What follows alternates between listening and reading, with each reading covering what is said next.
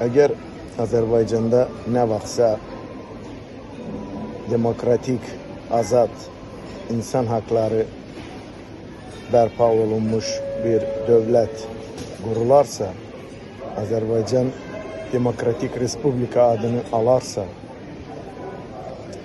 Heydər Əliyevin birinci qəbrinə, məzarına 300 il həbs cəzası kəsilməlidir.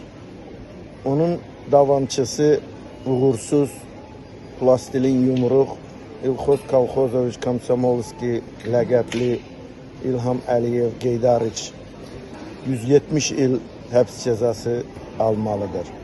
Strogovo rejimə vsyo.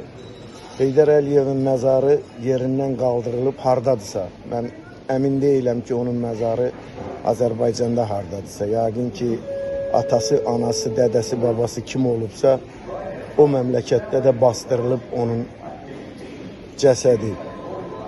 Və vitse-prezident deyilən dırnaqarası qondarma Silikon dağlarının ətəyində yerləşən Mehrixoş nənə ləqəbli Mehriban Əliyeva 185 il həbs cəzasına Strogovo rejimə məhkum olunmalıdır. Və İlham Əliyev və Mehriban Əliyevanın yaratdığı övladlar, övlad deməyək, vıradışlar ən azından hərəsi 50-55 il həbs cəzasına məhkum olunmalıdırlar Strogovo rejimə. Sonra son şoular göstərdi ki, hətta onun az yaşlı nəvələri belə Azərbaycanı talan etməkdə tərəddüd etməyərək restoranlar açırlar, biznesləri açırlar, güya ki ataları, babaları Araz Ağalarovun və Emin Ağalarovun oyunlarıdır. Amma bu onu göstərir ki, İlham Əliyevin nəvələri və bütün qohum əqrabaları Azərbaycanı talan etməkdə çox belə rahatçasına hərəkət edirlər.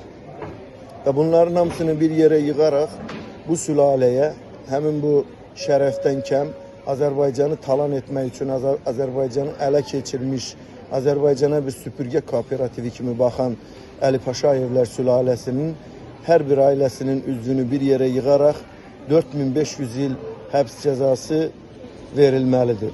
Və bunun hamısını nəzərə alaraq təklif edirəm ki, bu sülaləni biz devirdikdən sonra Xəzər dənizində bunların oyunları nəticəsində yaranan yeni adaların birində bunlar üçün müasir texnologiyalarla təmin edilmiş bir həbsxana tikək, türmə.